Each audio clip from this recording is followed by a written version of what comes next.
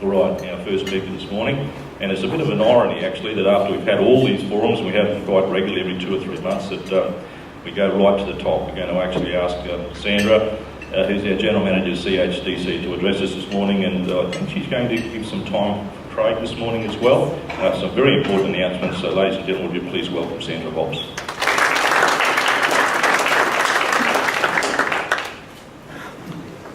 Good morning. How was breakfast? Pretty good.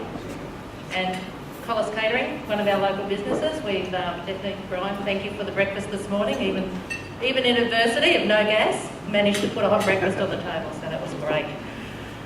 They've given me notes so I stay on track, so keeping me honest here. We do thank you for joining us this morning for this business breakfast, and I know some of you join us all the time and support us very well, but we do have some new businesses here this morning that haven't joined us before, so welcome, and hopefully you get something out of today. Today I'm taking the opportunity to talk to you about the Central Highlands Business Excellence Awards. And in front of you on the table you will see that you've got some packs there with some information in there. So,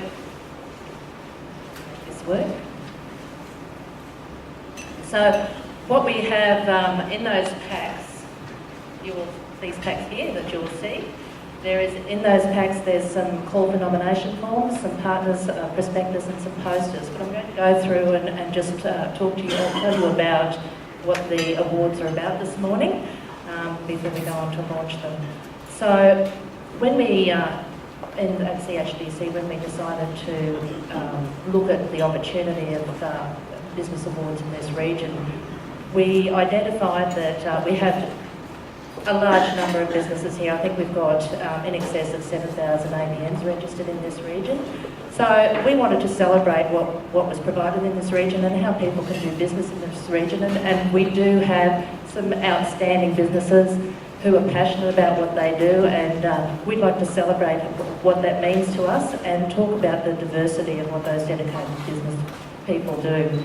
So the aim of the Business Awards is to showcase the diversity and dedication of that business community, to celebrate the efforts and achievements that they have put into growing business in this region.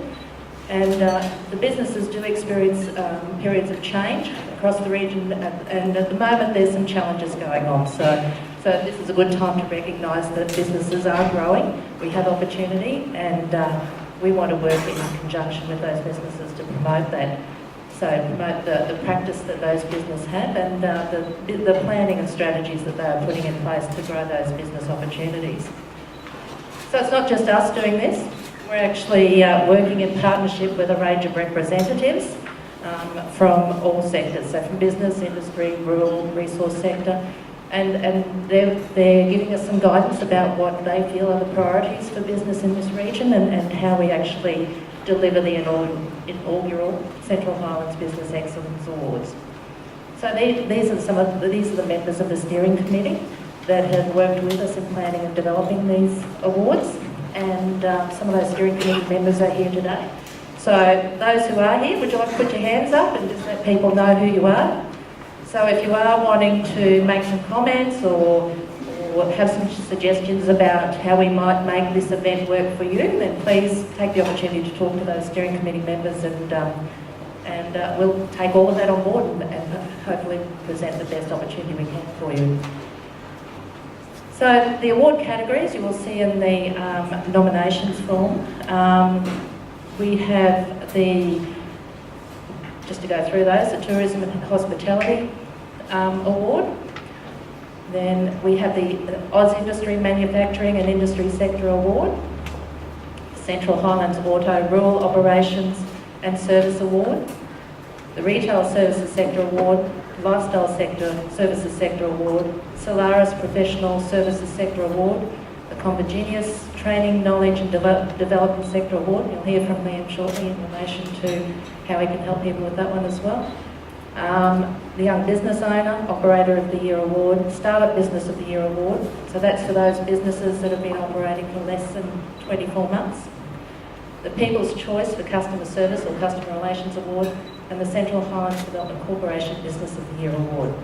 So those last two, people can, with those awards, people can self-nominate or be nominated for those awards. So if you know of businesses out there that you feel should be recognised for what they've done and achieved, in those categories of 1 to 9, we'd be very happy if you would nominate those businesses, or feel free to nominate your own and have the recognition for what you've achieved yourselves.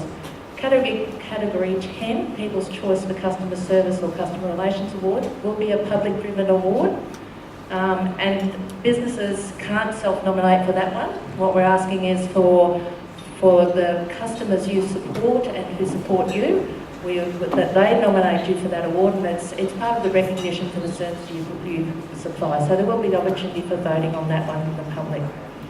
And the Central Highlands Development Corporation Business of the Year Award winner will be actually drawn from all of those categories. So it will be an overall winner award for that one. So, but you're not on your own with this. So what we're doing is, in the lead up to the awards, there will be workshops and forums held to assist people in building their own business capability. But we also have Elenia, who's down here. Put your hand up, Elenia. Elenia is the Business Development Officer, and that position is funded through BMA Community Partnerships funding. So we've tried to make the process of nominating and entering the awards as simple as possible. But Elenia is here to help businesses build their capability, develop their resources, look at their market, and so she actually is, and it's a free service, no cost to businesses. So make contact with Elenia through CHDC, and that assistance is there. We have identified through some discussions with our steering committee and some of the stakeholders involved in this that there are some issues that people have some concerns about in relation to the awards.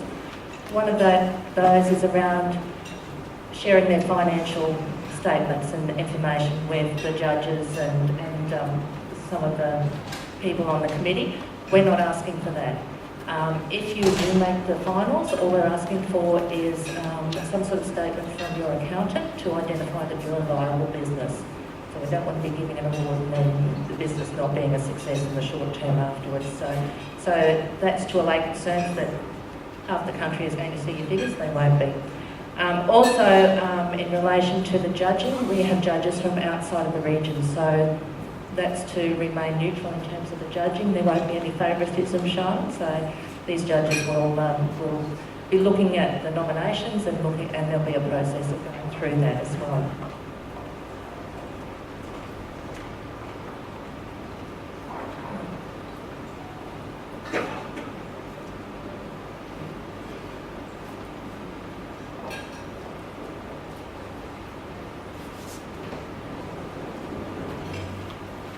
Technology is good.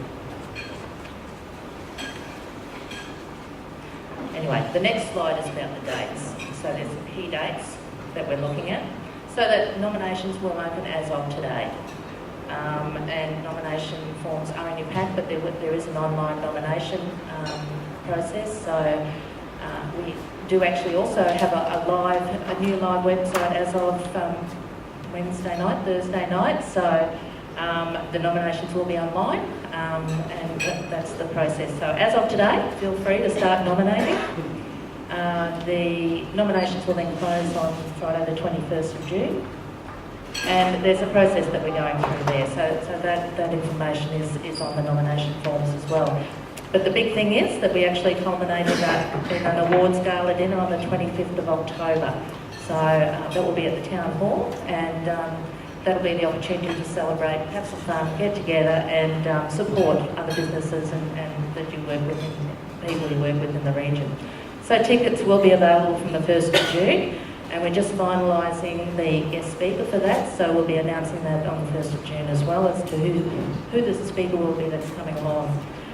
But probably what I would like to do now is to introduce Craig Johnson to you, who many of you know through his involvement with the Elbow Group, and he's the Emerald Local Business Owners Network, and Craig's done a mighty job getting the businesses together to look at where the opportunities are. So thanks, Craig.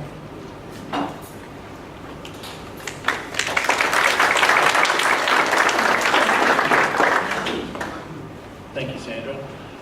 And a big thank you to the CHDC for allowing me to come in this morning and say a few brief words, not only about the awards, but about what our group does.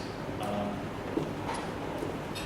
was talking to some people when I walked in this morning, and the last business awards I can remember, not only for the Central Highlands, but Emerald were quite a few years ago, 3, 4, 5 years ago. So I think it's extremely exciting that an awards presentation is being organised again, not just for Emerald, but for all of the Central Highlands.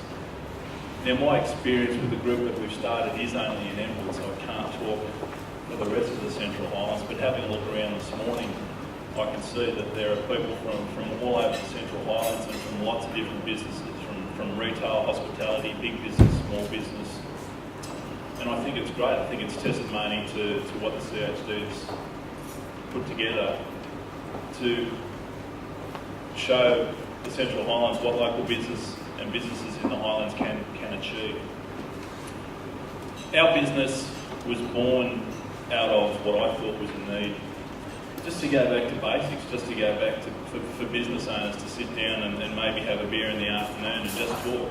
I think it's something that has long gone by the wayside. I think in areas of technology and social network, I think sometimes we lose sight of the fact that sometimes it's good just to sit down at a table and chat. So that was what we decided to do. I didn't really know how it would go down. I thought I'd probably just be sitting at the bar by myself, but at the moment we have just over 70 people on our mailing list, and we started our group about 3 or 4 months ago, so that might give you a little bit of an indication in Emerald, just in Emerald itself, the need that business owners and people in business have to get together again and talk. And it's nothing high tech, it's just us getting a bottle of wine or a 6-pack and just talking. And even out of the meetings that we've had so far, we've put together some local campaigns. Business owners have got back to know each other again. They've started networking. They're doing business not only between themselves, and we have some great operators not only Emerald and in the Highlands. We have a lot of expertise, and if we don't share that expertise with each other, we don't get to put our message out there. And if we don't have a combined voice, our message is nowhere near as strong or as clear. So that was what we were doing here in Emerald anyway. I could go on and on about what we do, but I don't have a whole lot of time. Once again, I just wanted to say, from our perspective, thank you very much to the CHDC for allowing us to be a part of the Business Awards, and thank you everyone for coming this morning and showing your support.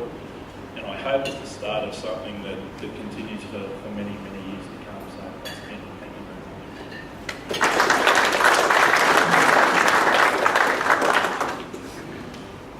Thanks, Craig. And I think in the short period of time they've done an amazing job getting businesses together, and they're already developing strategies, so that's great. So what I wanted to do is we go on to acknowledge we've already got a number of people and businesses that have come on board with us in terms of partnering with us with these awards. So QantasLink have been very good and provided a significant support to us and are our official airline carrier. The category partners. So we have category partners who, I named some of those as we went through the categories. So when you come on board as a category partner, we actually name that category after the business. So we have Oz Industry, Central Highlands Auto, Solaris and Convergenius are our category partners. The Future Leaders partners, and this is particularly an aspect of the program where we want to actually support bringing schools to bring their future leaders along, and some of the Indigenous sector and some of those other people who wouldn't normally get to come to these things and meet with businesses and look at where their opportunities are. So our future leader partners are CD Adams, ETAN, the Education Training Advisory Network, and the BMA Local Buying Community Foundation. The supporting businesses are the Flynn Group, Taylor Burn and Queensland Cable Services, and in-kind support through BMA, Central Highlands Regional Council, CQ News and Blackwater Herald. So CQ News will be supporting the People's Choice aspect of the award, and we're looking at putting together a program for theirs so that the whole of the region can get involved in the program. So that's it, and I'm very pleased to be able to launch the Central Highlands Business Excellence Awards, and hoping that you all get on board with us, and the 25th of October join us for what we hope will be an enjoyable night and celebrating what business does in this region. Thank you.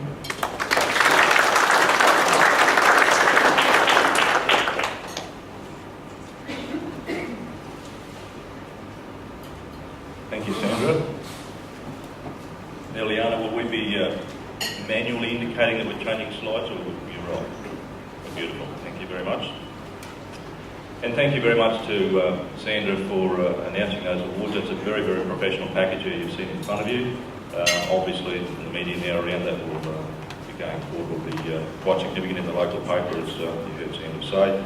Thank you very much to Craig, and I think, I guess it's times like this that it's nice to have just a good local feel about business. I mean, it won't always be like this. We don't always have that fellowship. We get into a very competitive stage of things, and I think it's get carried away. It's nice to reflect on things, sit down, and have that community aspect. You see a lot of signs here today from a lot of businesses, a lot of groups, and it's that strong word community comes through. If that community support is there, from time to time, it won't be omnipresent, but if it's there, it always makes for a better and more successful, sustainable business community. Our next speaker, and I have a very great pleasure of sitting with Yvette this morning, and I've got to say that Liam, you should get the photographer that Yvette has in her bio. Just as a little word of advice there before I become an instant expert. But Yvette, a very brave person straight off. I mean, certainly nominating your age in your bio is always quite interesting when you're a female. But it was very interesting just sitting with Yvette this morning and listening just to the chit-chat conversation. You've all read her bio there in your little presentation on your tables. Done a lot in a very short period of time. But what is really, really great to hear Yvette talk about is those things about community, and the fact that today she's actually going to be talking up at the State High School here, which to me is one of those wonderful things where if you're a very, very vibrant part of a very competitive environment, you still fundamentally have those things back at home that you come through with, and probably those successful things, and that's an appreciation of youth and the future and opportunity. And if I can, you've read the bio, please welcome Yvette Adams. Thank you very much. So I wear a few hats in life, as probably a lot of you do too. Right now I'm going to talk to you about awardshub.com, which is my newest startup. So I've actually started 5 businesses. The first business I started when I was 17 years old was a newspaper. I was at high school and my dad was a teacher at my school. That's pretty tough. Anyone else do that? No? And he came to me one day, I was really into sport, and he said, you should start a newspaper. This is Auckland, what they do, and I was based in Wellington, New Zealand is where I grew up. And I said, I'm 17, I can't do that. But I was studying journalism. But then I went, hang on a minute, you can make money from this, as most kids need some extra money. And I was playing water polo for New Zealand, and I needed money to pay for my sport. So I thought, I'll give it a go. And before I knew it, I had sponsors like Pepsi and the local supermarket taking out full-page ads. And I think I was charging about $200 a full page. It wasn't a lot, and I didn't have a lot of business savviness back then. But what do you know, published it, went down really well, and within the first issue, an American entrepreneur approached me and said, you've stolen my idea. And I went, what? How can I have stolen your idea? I don't even know who you are. And apparently he'd been working on a similar concept for a long time, and he was horrified that I'd pulled the rug out from underneath him. So we cut my first business deal, 17 years old, around a boardroom table with my dad for support. He was not a businessman, he was a teacher. And when I look back, it was a horrible deal, but hey, I sold my first business. Second one was an online t-shirt business. I started when I was 26, sold 4 years later for a 5-figure sum, which again was not huge, but it's cool to start something from scratch and then sell it. My main focus, to be honest, is a company called the Creative Collective. And we've had the pleasure of working with Kimberly up the back there from the Central Highlands on the multicultural festival, comms and marketing plans. We do a lot of digital marketing, we've got some really exciting things to roll out there. So Awards Hub, there's also been another one, which is an online one I won't talk about, and then awardshub.com is the newest, and there's obviously a lot of synergy there with the launch of the Business Awards. So I would like to tell you about my journey in business through this story, and also why I think Business Awards are a really, really good idea, and to give you as much encouragement as I can to enter these particular awards. So I've just given you a bit of background. Another hat I wear is that I am a mum. My kids are aged 6 and 9. I actually have a 16-year-old in my care too, so I'm trying my hand on other people's kids and learning how to handle the teenagers, is what I say, I'm cutting my teeth. It's an exchange student from Germany, so we've had exchange students for the past 5 years. And I travelled a lot over a 7-year period. Most of my 20s I travelled the world, and I love the fact that I'm exposing my kids to language and culture by bringing them to our house. So yeah, that's a challenge, juggling, but the thing I do love is that this business and everything I do, I can do online, anytime, on my phone. I set up my life to run like that. I'll move on and I'll tell you more about that Stevie Awards as I go. So we all have humble beginnings, and this is mine. This is where the Creative Collective started. I started it when my baby girl, that's her there, was 7 weeks old. She's about 4 months old in that photo. That was a press shot. Can't remember why I was in the paper, but that was it. That little A3 sign at the back there, that was the business. And I had a business card and I had a website, so I was in business. And I started entering business awards because I imagine, like you, if you're in those early years, or even if you're in a competitive market, and I also hear from talking to locals since I've been here, that things are changing quite a lot. Is that right? Yeah? Growing fast and more competition, which means, you know, everyone has to pick up their game a little bit. You know, I've seen this happen on the Sunshine Coast too. A lot of people went there for the sea change. They thought they were going to kick back and it would be, you know, just a nice cruisy job. But what do you know? People will come from elsewhere, they've got quite a bit of go in them, and they couldn't be complacent anymore because business got a bit tough. So if it helps you to know, it's happening down on the Sunshine Coast where I'm based too. So why I personally started entering business awards was because I understood the PR benefits. So PR, of course, being public relations. I needed to stand out from other people, and I needed to do it quickly to get business coming in. I had worked as a journalist and in marketing in the UK and in New Zealand, and I still do a lot of freelance writing, to be honest, for a number of publications. And I knew by getting in the media, people suddenly take you seriously. And I thought, if you've got an award to go with that, they will take you seriously as well. It's a bit of street cred. I also needed to network. I arrived to Australia in 2004 with 2 backpacks, a guitar, and a baby and a pram. That was it. Absolutely nothing else. No fridge, no knives and forks. And I remember writing the list out going, oh my God, we've got to buy all this stuff. And we just did each week, buy another little item and get our way through. But knowing no one, who agrees here that, you know, business is not necessarily always what you know, it's who you know? Anyone agree with that? Yep. So this was also a way I knew that I could network with other people, and even better, like-minded people. You know, when you go to business awards, you find they've got a bit of go in them. They're motivated. They're prepared to do business. They're open to business opportunities and things. Whereas, you know, not everyone is of that same mindset. In terms of marketing, I'm a big believer in only doing marketing that gives me a return on investment. So I get people coming to me in the marketing consultancy role and saying, you know, should I invest in this? Should I take out this ad in the newspaper? Should I go to this expo? And I always throw it back to them and say, well, do you think you'll get a return? What are you going to pay for that ad or the expo or whatever it is you're thinking about spending money on? And what do you think you'll get back for that? Will you break even or will you make money? And if you're going to lose money, it's going to be a branding exercise. I'm not a big fan of that marketing activity. So for me, this kind of marketing is pretty cheap, and you can have a lot of fun doing it. And girls, I can think of worse ways to spend my marketing budget than in buying a nice frock and going to a business awards do. I know the boys don't necessarily like to suit up, but the girls generally do. Okay, so here's another key message. A lot of people put barriers in front of themselves when it comes to entering business awards. The big one is, oh, but I haven't been in business long enough. Well, here's the thing. I threw my hat in to my first business awards in my first 6 months of business. So you could easily say, well, what have you actually done? And you know what? I won. Couldn't believe it. Blown me away. Here I am at the Queensland Small Business Champions Awards in Brisbane, and I won Young Entrepreneur of the Year in Queensland. How would you feel? I had no speech. I had no idea I was going to be going up on that stage at night. Worst speech I ever did. Anyway, so don't tell me you're not ready, you'll wait till next year, you need to get a few more things in place. I say there's no time like the present. Just give it a go. And I was very pleased to see in the pack that you'll have a look at, there is one for emerging businesses. So if you are under 2 years, there's a specific category for you in this particular local business awards. Now, what happened next, I hope gets you excited, and this is another reason why you should enter business awards.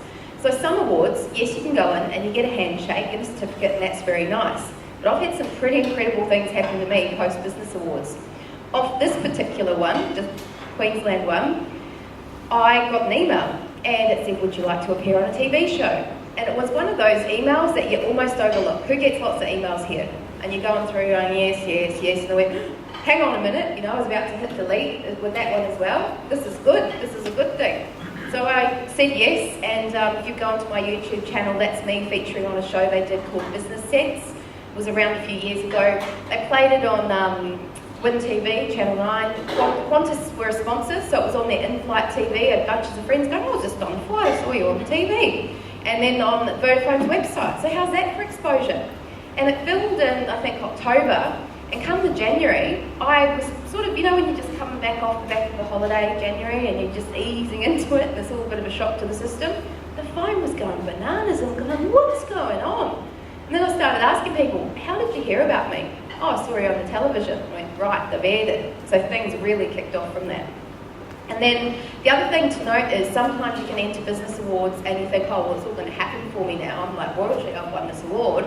But you actually have to work the stuff yourself. They've actually just given you a golden opportunity, and what you do with that opportunity is completely up to you.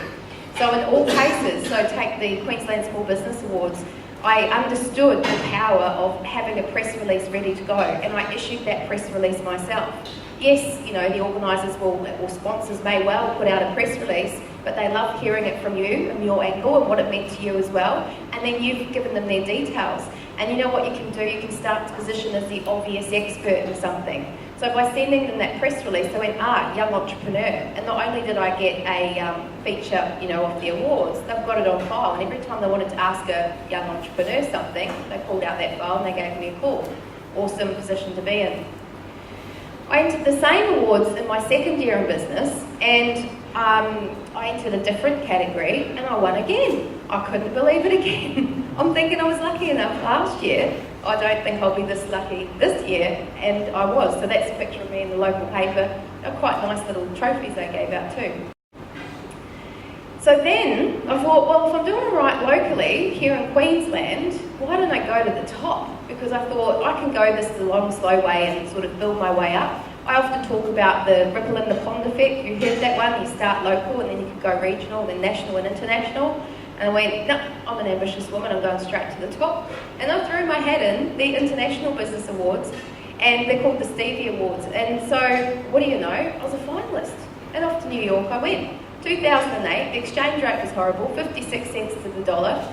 Had a wonderful time though. I was a category, they called us Asian entrepreneurs. If you're from Australia or New Zealand, we're in the Asian category. I'm like, I don't know how I feel about that. But anyway, I met 400 women from 20 different countries. Amazing networking. Can you imagine the networking at a function like that? Pretty awesome stuff. And I was at this nightclub after the event, as you do, with the CEO, as you do, of the awards. And I said to him, how do you promote these awards down under? I was just on an American business website. And he said, oh, we don't have anyone down there, you want to do it? And I am doing it. So if anyone would like to go to the top and like the fast track, I cannot enter your award for you, that would be nepotism, but I'm more than happy to tell you about them. So I'd love to think that you guys are going to, you know, open a pathway, and that from the Emerald Awards you'll keep going. There's the International Business Awards, there's the Women in Business Awards, there's the Sales and Customer Service Awards, you know, the Customer Service People's Choice, why not go for the international one after that? And I'm really excited because he's actually flying from New York to San Fran to meet me next week. I'm going to be in San Fran, so we have this long, great relationship. So what other awards have I won? I'm not telling you these to big note, I'm just saying I've had a bit of experience with them. Couple of stories. That bottom right is me at the Telstra Businesswomen's Awards. That was good. Commonwealth Bank sponsored that category. To be honest, I was also in the Young Entrepreneur Marie Claire category, and I thought, oh, real long shot, because these are big time awards, those ones. I might have a small chance of winning the Marie Claire one.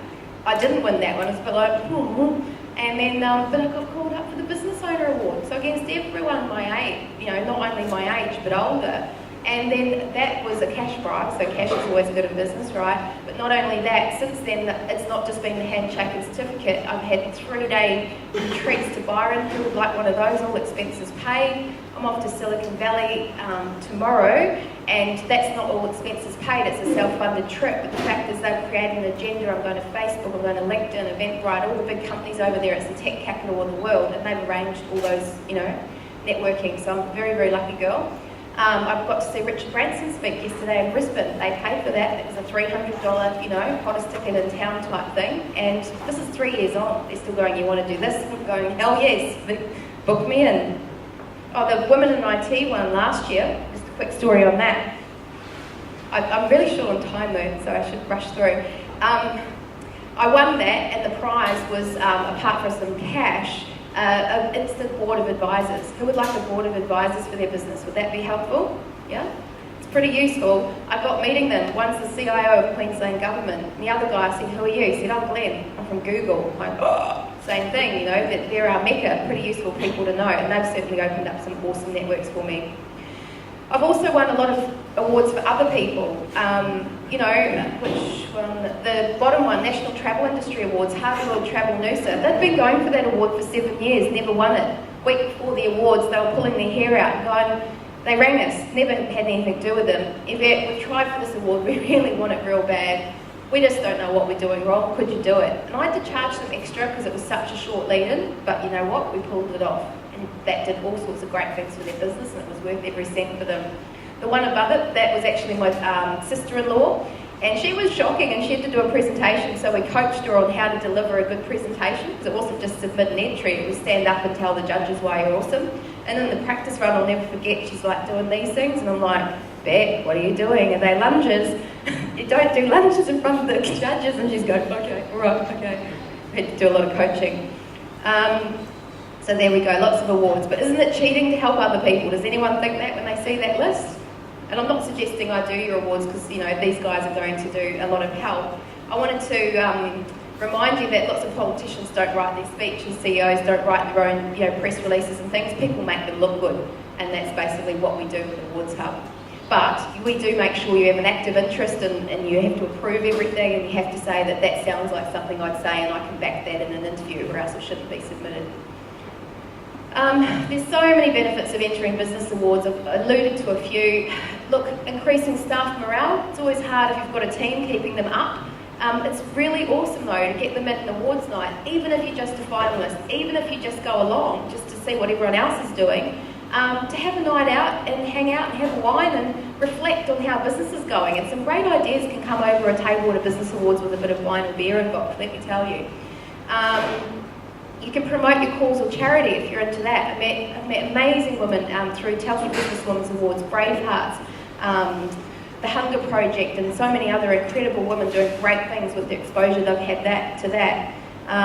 Build your cred, cash prizes, the list goes on. I hope I've given you some inspiration. Just to end, the reasons most people I meet talk themselves out of it, and I want to make sure you don't, is I haven't been in business long enough. If we got rid of that one, I've already covered that, haven't I? So we're all going to enter even if we've been in business under 2 years, because there is a category for you. I'll wait until next year when this, that, the other thing has happened. Tell you what, business is never done. You don't ever actually get to the bottom of the in tray or the bottom of the inbox and go, that's it, I'm now on top. So you might as well just throw in the hat and know that business is a constant evolution, and it will be better next year. But this is the point you're at right now, and it's hopefully the best point you can be at right now. I'll just stick to my industry award. You know, put yourself up against other businesses, see how you compare. Basically, business awards are looking at your business principles and plans and strategies, and you should be over that stuff, whatever industry you're in. So I challenge you to enter not just industry ones, but local ones and national ones that are general business as well. I haven't done enough. You've all done something. We're our own worst critics. I strongly encourage you to get through that as well. And ask other people what you've done that you could be sharing. Because you might go, oh yeah, I did do that. Oh yeah, right. And you forget what you've actually done without actually asking someone. Is this an issue for anyone? Or I don't like the limelight, that's not me. Well, you know what? You can be you that goes around and tracky dacks and doesn't like the limelight, but then I reckon you've got to have a you at home person and you the business person. And sometimes you've got to put yourself out there for the good of your business. Because these business awards, as I hope you're understanding, can do a lot of good stuff for your business. And you know what? It is scary at first, but once you get a roll on, you'll actually go, actually, it's not so bad. And there's always training and support for this type of stuff as well. A couple of quotes to end on. Yes, you do have a story, and the most mundane stuff can be amazing to somebody else. It can be incredibly inspiring. I love this quote. Each business, however modest in origin, possesses its own particular tale of the past, a tale which can bewitch us with as great a sense of insistent romance as can ever the tradition of kings. Might take a minute to digest that. The other one is when you start to talk in stories, your black and white words turn into colour, your drab requests turn into a mission, people find you be more compelling. My biggest advice in your business awards application for this awards is to tell your stories. That was drummed into us through the Telstra Business Awards process. They did a lot of training and media training with us. Typically women aren't great at saying I'm awesome, they just thank everybody else around them, but actually don't reflect on what they've done. And combine it, sure, with business acumen, tell them the stats and facts, but give them the story too. Tell them about the fact you started, like for me, at home when the baby was just born, in the study nook, and now run the business from a commercial premises that you own that has 6 staff, 30 contractors, 2 franchisees and 4 trainers. Did I just tell you a story? Have you gone from here to there? Yeah? You can do that with your business too. First application is always the hardest. So once you've done this one, you guys are ready to go for others, I reckon. And if you do want to go for others, if you've gotten through this process after October and you think that was quite good, I see what Yvette was on about now back in May, I might give another one a go. Awardshub.com, we've got over 400 business awards around the world listed there and more going up all the time. And if you know of one that we don't know of, and we'll certainly be getting this one up, please do let us know. I won't go through that. Here we go. And that's my details if you'd like to stay in touch. Thanks so much for having me this morning.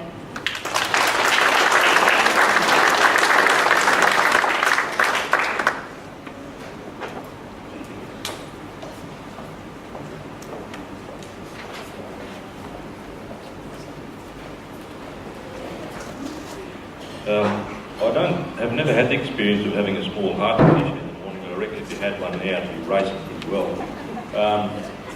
A lot of adrenaline flowing right there, and we thank Yvette very much for that.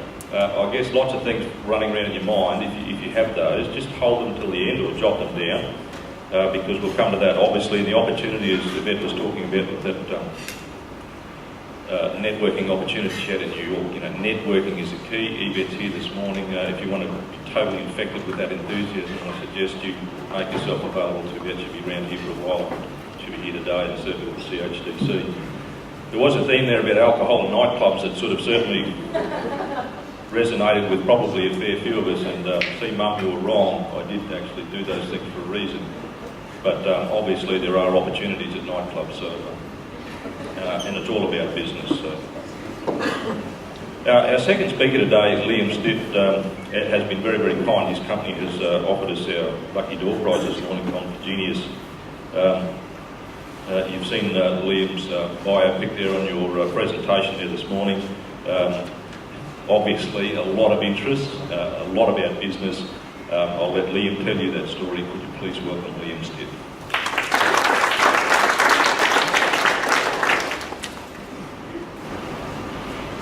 I'm not going to use the microphone because one gift I got from my father was being able to speak rather loudly. I remember he used to chair all the nieces and nephews' wedding receptions, and he'd always say quite clearly, I don't need a microphone, thank you very much. So I won't use one either.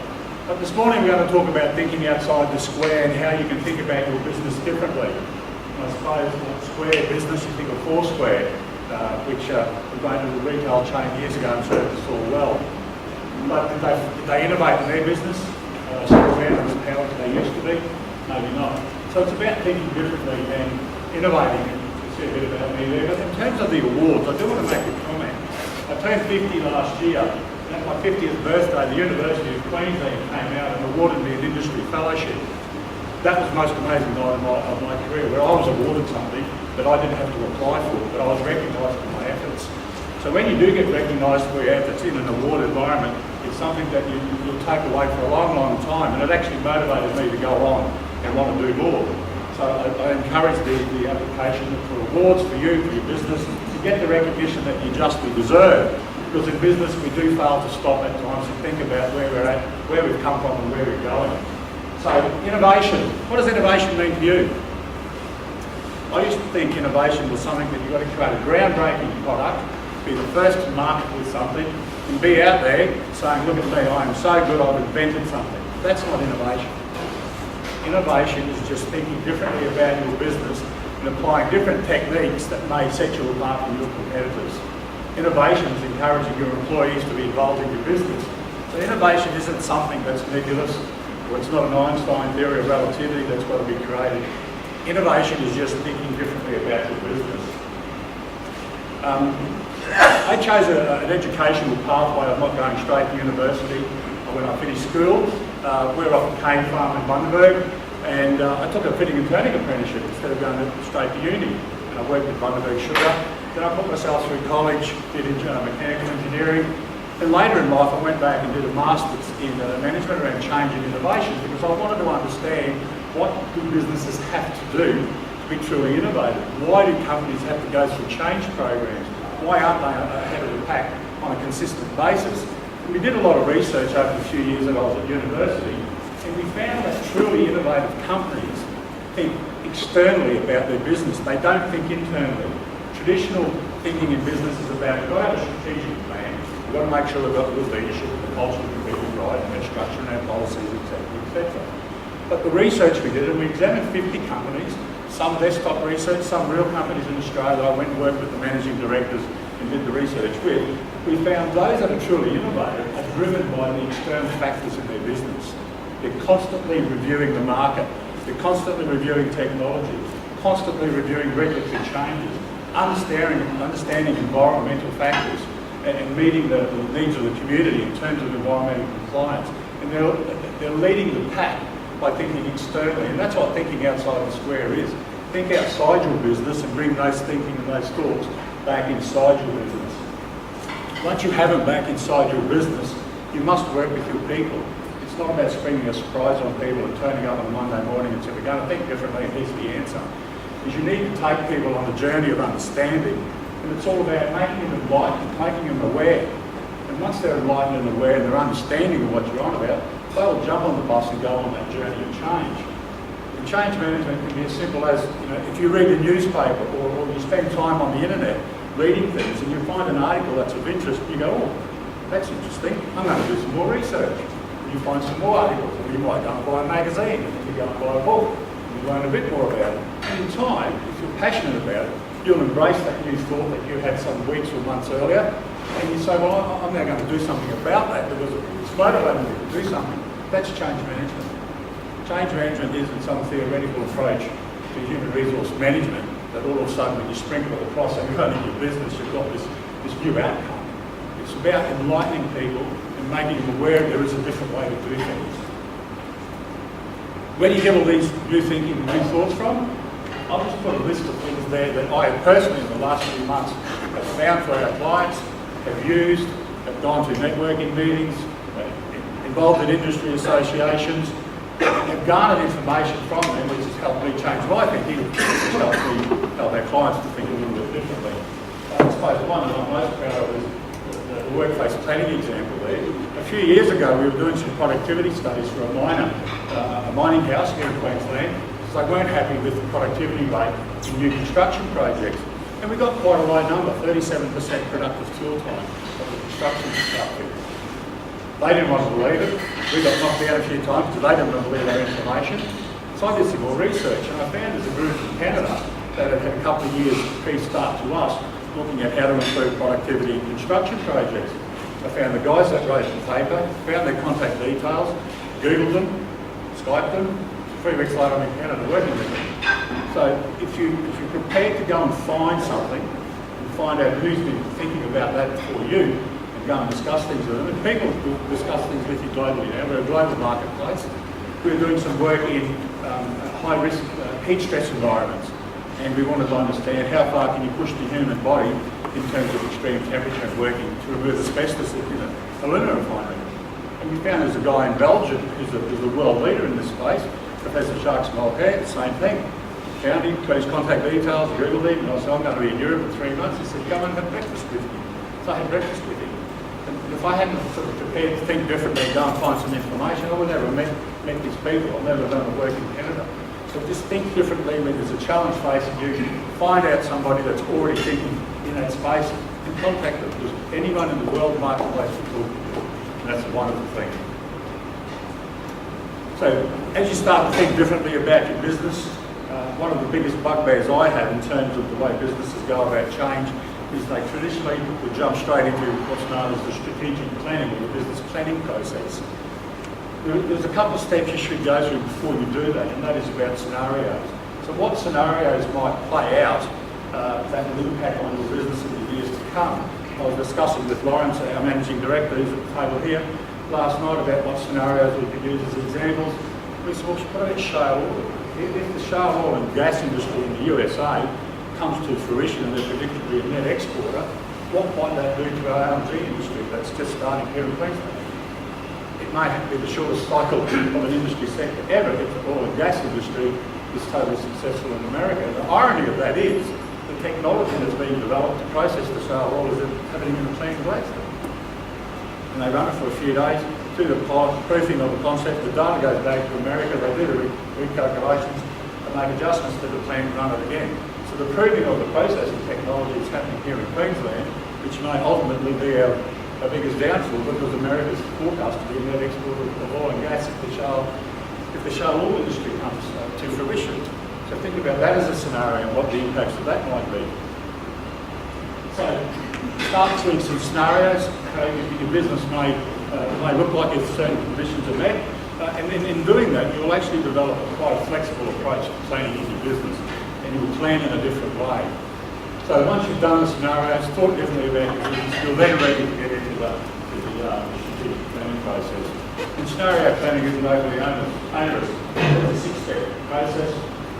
Situational analysis, get people involved, so it's all about engaging people, develop the different scenarios that may impact your business, run the scenarios and get some information to support them, synthesise your results, so process your result, and work out what scenarios are most likely for you in your business and the environment that you're working in. So you're now on the journey of innovation, you're thinking differently, you're taking external inputs into your business, you've got people engaged in your business, so what am I going to do about it? You need to understand your business processes. This plot here, I've actually built my consulting business off that one slide. I've been quite truthful here. 11 years ago we started ESCO, which ESCO is now brought into the co-owner of Combo Genius, our technology solution business. But my whole life as a consultant has been around helping businesses understand their business process, and with that then how does that impact my people, my equipment, the materials I work with, my policies and procedures, work environment that I must have. So you must understand your business processes, because if you have strong business processes, you increase certainty in your business and you reduce risk. And the major clients like the BMAs and the Rios, they want providers that have a low risk approach to business.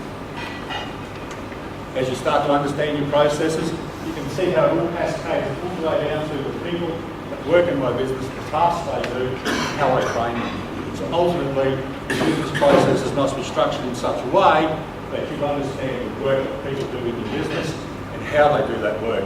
So that work can become repeatable and they can always deliver that quality product or service that you're offering in the market. You also need to understand where you fit in your supply chain. We were doing some work recently and Lawrence was heading the project and working with the client. We wanted to understand the role that contractors and suppliers play in their business. And when we understood their supply chain and understood who their suppliers were, from a compliance point of view, we found out interesting things that they have traditional vendors who supply a service. They have debtors who provide a service. They have debtors contractors that were coming onto the site to provide a service. And they had public utilities and the local councils who were working on their sites, maintaining the council and the utilities' owned assets. So whilst they had a traditional view on who their suppliers were and who they had to ensure were compliant in all respects, they actually had a whole pool of other people in their business that they missed and they forgot about. So understand your supply chain and where you sit and where your suppliers and where your customers sit and the actors and people that work in your supply chain. That in itself sometimes will create different thinking about you and your business. I mentioned earlier that I try to network and go to as many functions as I can. I recently heard an Italian professor speak through the University of Queensland. So I go on in Brisbane to a presentation from an Italian professor and I find out about a document that's been produced here in Queensland that this is an extract from. And it comes from a document called Procuring for SMEs in Local Communities. It was produced by the University of Queensland, supported by a large number of big end companies. This 30-odd page document has got a whole raft of information in it in terms of how you can improve your business. And I'm going to make that available to the 10 minutes for the masterclass workshop that we're running in a couple of weeks' time. I'll make that document available. But by accident, I found this wonderful document that's got a whole raft of information in there about how you can configure your business to be seen a better provider to major resource companies and larger businesses. But here's an example out of that document that talks about the types of things you can measure your business against and how you can score it. This is what ExxonMobil use to rate their suppliers. So that information, found it by accident, but it's a very good information. Another example, this come out of Harvard Business Review. It talks about the steps and the stages you can go through to become more sustainable in your business. Once again, the message here, if you look at that one, this end here, it talks about getting new business models and new technologies and applying them back into your business. So it's about understanding information and situations that are occurring outside of your business that you can bring back in and apply into your own. This diagram here, I know it's hard to read, but when you get the slides, you've got to read it. We created this for a client that was going through an outsourcing process and they wanted to ensure that they were building sustainable practices in their outsourcing. So we said, well, what criteria would you look for to have a sustainable relationship with your contractors and your suppliers? So we developed this model so they could assess that, because it's not just about lowest price. You want to ensure that you've got a relationship and intellectual property is being transferred between parties, etc., etc. So this is a model that we created that you could use if you wanted to, if your business is about contracting. If you're a project management type business, another maturity model that you could use that guides you on the journey of improvement. I've been lecturing in project management now for 7-8 years at the University of Queensland, and we run training programs. Every business that we've scored using the maturity model here in Queensland and in 9 weeks where the training for Papua New Guinea government as well, doesn't score above a 2. And these are businesses that do project management for a living and they don't score above a 2. They don't have project management systems, they don't have project management processes. That's their core capability. So these businesses all of a sudden, just by using the maturity model, started to go, well, we need to do something about that. We didn't understand, we had all these gaps in our business. So as you go on the journey of improving your practices, your policies and procedures and your business processes, because you're now thinking differently about things and you're re-equipping your business to enter a new way of doing work, you need to make sure that the framework you put in place to drive your business forward, because you need to have the information documented, you need to have your policies and procedures, because it captures the intellectual property in your business. You need to make sure that it's easy to execute and it's highly relevant to your business, because if you don't, you end up with a series of manuals, a bit like strategic plans, that sit on a shelf no one uses. So by the time you've created your business processes, policies, procedures, everyone in your business should know what they need and not have to read them. And only go to a referral if something's not working right. So it's got to be a system that's quite relevant and usable. So starting to summarise, what does all that mean? To go on a journey of exploration and to improve your business, you need to look at the external factors that are happening around you. Because if you don't, you'll be left behind. You'll make a large investment. Sugar milling industry was another one we're talking about. Why are the Asians now buying, why have they already bought all their sugar milling operations in Australia? they're very aware of the external factors in terms of long-term food supply. So they're looking at the external factors around long-term food supply. But there's also an example of a sugar milling company that spent $8 million on a sugar mill and next year closed it down. $8 million replaced it. So you've got to understand the external factors that's affecting the industry that you're working. Then you look at the people, your processes, your performance and the passion of your people in your business. And whilst you're doing that, be cognizant of the quality of your service and your product that you're offering, and be very cognizant of your competitors. Because sometimes you can actually learn more from competitors than you can possibly imagine. And as you embark on the change, you need to make sure there's a change methodology in your business that people understand and can work with them. Because if they do that, they can go about and start delivering change by themselves. Lastly, proactive change. Strategic thinking. Don't do it by yourself. Take people on the journey of transformation. If you do that well and have the organisational dynamics understood, your chances of success will increase. Have good communication programs and understand the business structures that will change as you go on the journey. Have a strong vision that you can communicate. Have the story so people believe your story. Training and development is underpins all change. I'm a firm believer in that. If you train people in your organisation, they will drive the business forward for you. Do some benchmarking. I'll tell you a story about a concrete company in Brisbane that benchmarked the pizza delivery. And I'm not joking. They benchmarked the pizza delivery because they've got the same time frame to deliver the product and talk them in a quality state. That's 20 minutes. Measures of success. Set some targets that are achievable. Focus on the rapid results. Sustain your processes in your business and you're sure to be your own. And it's not going to take forever. You can start thinking differently about your business today, and in the next few weeks, start developing the plan, so that in the months ahead, you're actually engaging your people and talking about the ways you're going to change your business. And then within a year, you've created significant change in your business, and you'll achieve success. People like the speaker before me, I like to take away some phrases at times, and I believe that if you want to be truly innovative, just keep on looking at your business as if you've never seen it before, and you will continue to innovate in your business.